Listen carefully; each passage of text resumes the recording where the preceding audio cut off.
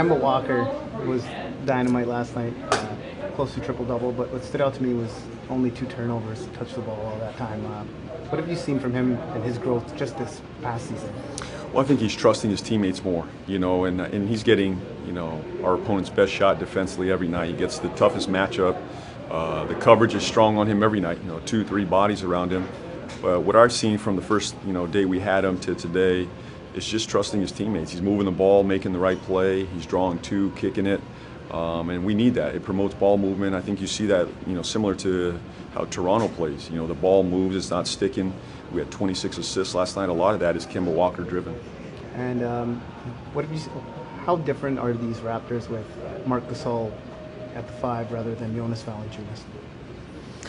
Well, I mean, both great players. I mean, they each bring different skills to the table, and Marc is just such a smart player. You could throw him the ball, and he can run. You can run your offense through Marc Gasol. I think that's what this team could do in stretches, and I think especially when you get into a playoff series, with Marc, you could play through the high post with him, in the low post with him. He's such a great passer. He's experienced, so I think he's a great pickup. Both players obviously can impact the game and are tremendous players in the NBA, but I think this can really add value to their team, especially playoff time. Coach, can you talk about how a defensive center like Bismack finds his way in a league where 120 points has become common occurrence? Well, we've needed him. Defensively, we've been up and down all season defensively, but he's been our one steady force inside. He protects the rim. When guys drive it or they see Biz down there, they at least think twice about going to the rim. So he gives us presence, size, rebounding ability. That's why he's been in the lineup, and so we're going to need him tonight. He's been a tremendous leader for us this season too. Just his vocal leadership and his presence on the floor has been a real plus. How are those intangibles show up in the rest of what goes on the floor? Well, I think the communication, when behind the scenes no one sees when he's talking to the young guys, talking to the other big guys, on our roster, how to play defense, how to protect the paint, how to rebound, certain tendencies on players where nobody sees those things. And just his communication has been a trickle-down effect throughout our organization, really. So he's been a real plus for us this season.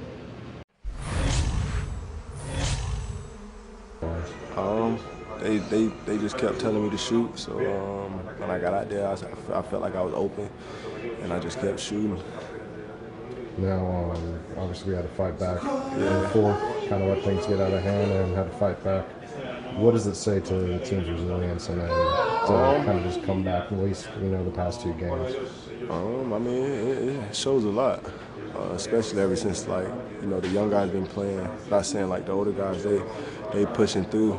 But the young guys, we just bring a different energy. We're able to just continue to run, get out and run. We got, a lot of fresh legs in our young guys, and we just try to push the pace anytime we're out there, defend, and get stops and just go. What does it say to what we got to do for kind of keep the momentum going for Tuesday? Just continue to do the same thing, defend without fouling. When we get stops, push it. Because that's what we want. We don't want to run sets. We don't want to have to run sets. And when we get stops and we could just go, that's when we're best. Last time you pulled that off in a game with a guy in your face with no time on the clock was when?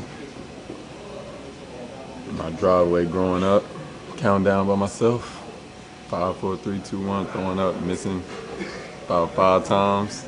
Somebody got the rebound. They put more time on the clock. That's the last time I did that. How good does it feel to do it today?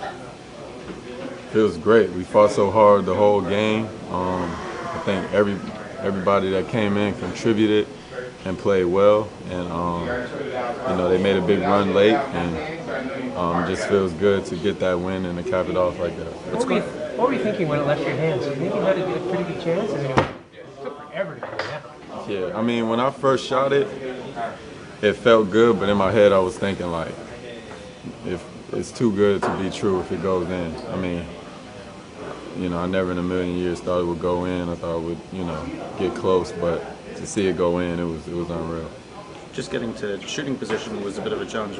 The ball gets knocked away, you had to go chasing it down. What was kind of going through your mind as you're trying to get after the ball and get the shot off?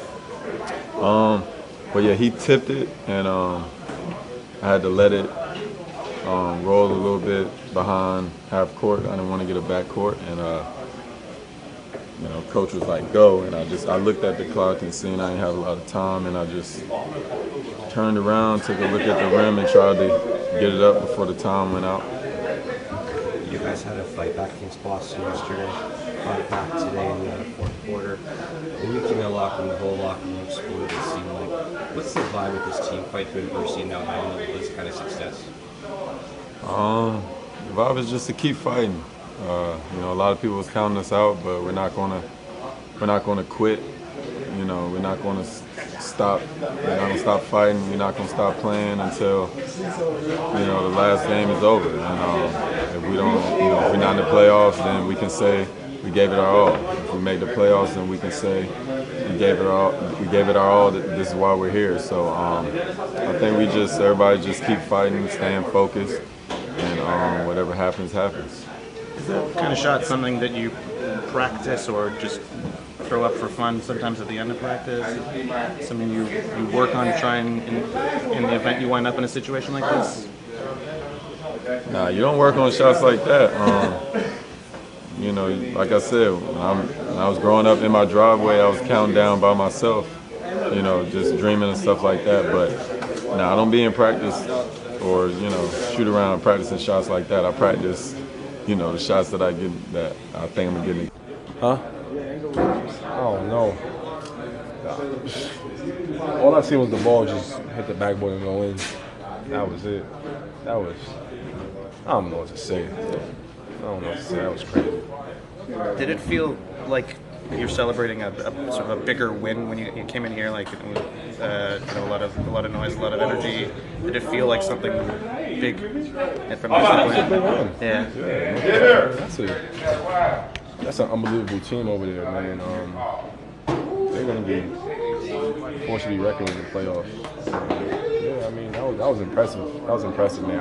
I thought we played really well throughout the whole game. You know, those guys, they picked their pressure up and did a great job defensively, especially in that fourth quarter. But we stuck with it. I mean, I know we do it with prayer, but I guess the basketball guys were on our side tonight, man. That was an unbelievable shot. You guys fought back against Boston last night for a big win. Yeah. You fought back against the quarter today and again at the end of the game. The fight this team has and the kind of the unity, does it make you guys feel like you guys have something really good going right now? I think so, man. I think so. We're just trying to stay confident in each other. You know, one thing that we've been doing is really just encouraging each other a lot. You know, down to a man. You know, our bench is great.